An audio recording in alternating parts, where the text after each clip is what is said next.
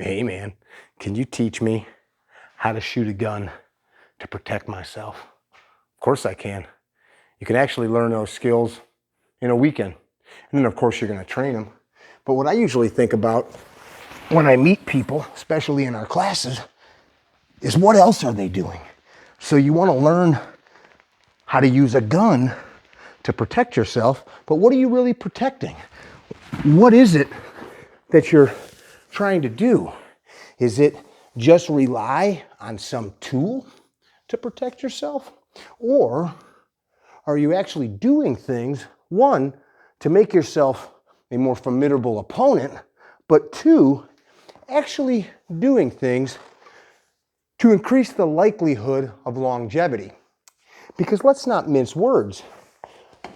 The point of all of it is that you don't want to die. You don't want to die at the hands of some scumbag that wants to hurt you. You don't want your family to die at the hands of some scumbag that wants to hurt them. I think we can probably agree on that. So if we can agree on that, can we also stretch a little farther and think about if our goal is to live for as long as possible? I'm assuming we must enjoy living. And if we enjoy living, don't we want to be as fit as possible? And in addition to that, we'll reduce our instance of things like heart disease, diabetes, cancer, stroke. How about just general mobility? Nobody likes to be confined to a couch or a bed or a chair. Motion continues to keep our body fluid, right? Things that stop moving end up dying. That is the fact of nature. That's the fact of life. We are either growing and expanding or we are receding and decaying. Why I talk about this is I again just had a lovely class of good red-blooded Americans looking to exercise the fundamental right of self-protection and learn better skills, better systems to protect themselves.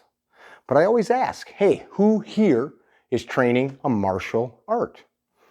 Personally, I believe that the art of the gun is a martial skill.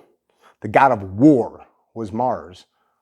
Mars, martial, warlike, right? Training with a gun is such a skill. But what are we doing on the day-to-day? This is mindset stuff that goes beyond stupid t-shirts and logos. If you truly care about winning in violence, you should also care enough to invest in yourself.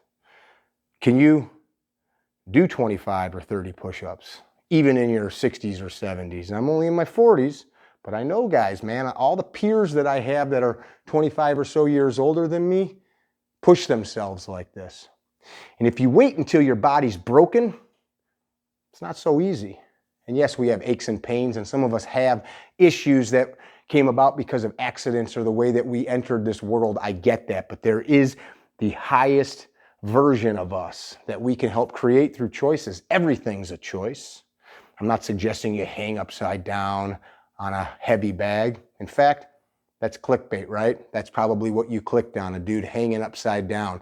But what's important is, are we pushing ourselves not just to be the guy that can beat the bad guy, but the guy that can be around for your kids, the guy that can be around for your grandkids, the guy that maybe, or the gal that maybe, if called on by nature or by circumstances, can do the right thing at the right time, as my buddy Super Dave likes to say, to help somebody in need.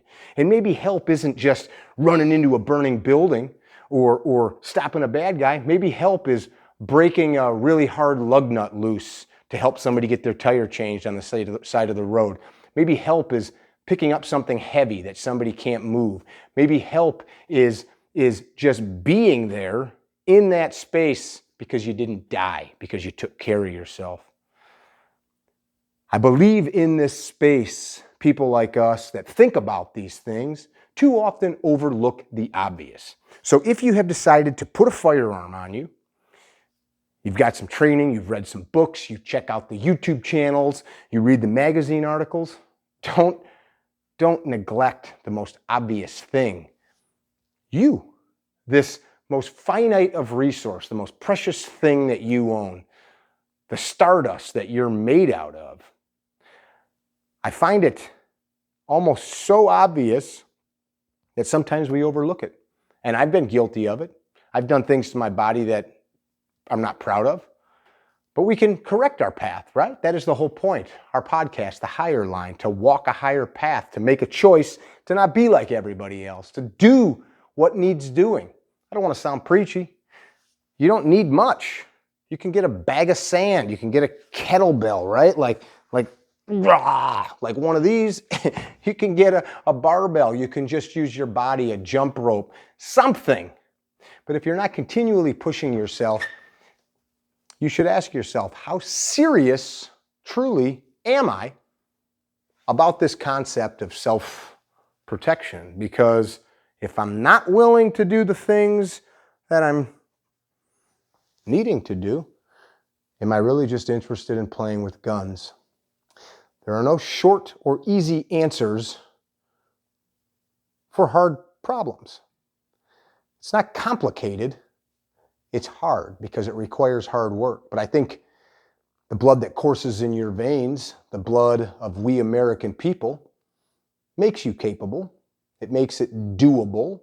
It makes it easy if you just think about what is my goal, and then you live accordingly. You don't need any crazy apps. You don't need to hire some guru. You need to do all of the simple basic things that we all know to do. And maybe you need to learn some technique, like a proper push-up or sit-up or a proper deadlift or whatever. You can learn those things pretty easily, but you have to do deeds. Deeds, not words. Words are cheap. Sometimes we say too much. We say too much. And the too much doesn't bring us what we need. And what you need and what I need is to be around a while because we dig living.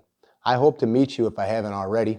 Maybe I'll see you on the range. We've got an S12 event coming up in a few weeks. Looking forward to that. That's in Nashville. There's another one in October. It's coming up. And that event, we've got our early bird special still up. 4 days of training. You're there for 5 total days. Instructor Z, Paul Sharp, D-Day Response Group, Boresight Solutions, and many other awesome people. Not only do we train our bodies, but we train the gun. We train medical interventions that if you ever need them, you are going to be so happy that you had them because it will change and alter the course of events for somebody's life if you need that stuff. We stay on site. We get to commiserate at night. Chef Kent prepares some amazing meals. Colorado craft beef brings us out. Freaking most badass craft beef that you can ever think of, grown in Akron, Ohio, or I'm sorry, Akron, Colorado, pardon me. How many Akrons are there in this country? Long and the short of it, come to training with me, don't. But train yourself, and it ain't just about playing with guns.